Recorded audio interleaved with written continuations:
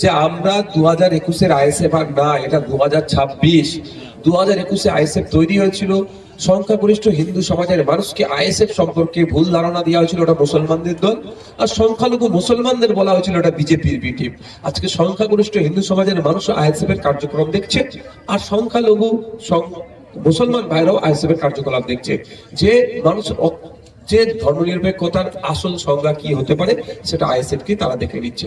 সুতরাং 2021-এর এটা আইএসএফ নয়, এটা 2026-এর আইএসএফ। তৃণমূল কংগ্রেসও বুঝতে পারছে, বিজেপিও বুঝতে পারছে, রাজ্যের আর রাজনৈতিক দলগুলো বুঝতে পারছে। তাহলে কি আপনি বলছেন যে আজ যদি নির্বাচন হয় আপনি কি আত্মবিশ্বাসের সঙ্গে বলতে পারছেন যে মানুষ বিকল্প হিসেবে আইএসএফ কে পেছনে? অবশ্যই অবশ্যই অবশ্যই। আমার লাস্ট প্রশ্ন, যে মৌসুম বেনজির তৃণমূল ছেড়ে ফের কংগ্রেস পার্টি, কি বলবেন?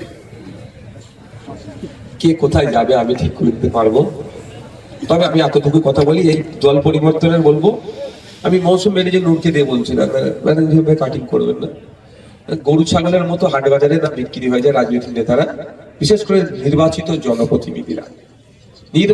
জনপ্রতিনিধিরা গরু ছাগলের মতো না কেনা বেচা হয়ে যায়, এটা জনপ্রতিনিধিকে দেখতে হবে। যেমন পুলিশ দেখলে মনে হয়, পুলিশ দেখবেন পুলিশ সম্পর্কে এমন খারাপ ধারণা তৈরি করে দিয়েছে পুলিশের একটা মহলের একটা, সবাই নয়, পুলিশ দেখলে দেখবেন একটা খারাপ ধারণা। আমি একটা কথা বলছি, গত বছরে বাগনান ওখানে এক্সপ্রেসের মানে হাইওয়ের ওপরে একটা অ্যাক্সিডেন্ট হয়েছিল, একাধিক পুলিশ কর্মী মারা গিয়েছিল, খুব দুঃখ লেগেছিল আমাকেও।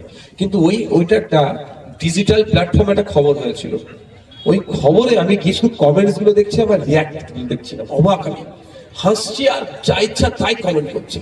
আমি খুব ব্যথা পেয়েছিলাম যে পুলিশ মারা গেছে কিন্তু মানুষ হাসছে আর বাজে বাজে কমেন্ট করছে, কারণ তার পারসেপশন এমন তৈরি করে ফেলেছে পুলিশ।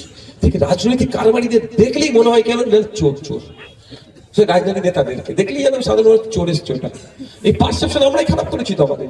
তো আমি অনুরোধ করবো নির্বাচিত জনপ্রতিনিধিদের কাছে যে আপনারা গরু ছাগল তো হাটে বাজারে বিক্রি আর ওই ধরনের বেচাকেনা করবেন না, নিজেদেরকে বিক্রিয়ে দেবেন না।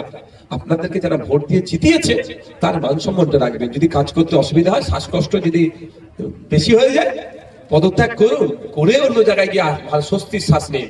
কাজ করতে পারছেন না নাম দিয়ে, এইখান থেকে জিতে ওখানে লাভ পাচ্ছেন, এটা গরু ছাগলের হাটের মতো হয়ে যাবে না। আপনার মানুষ আগামী দিন আপনাকে ট্রিট করবে।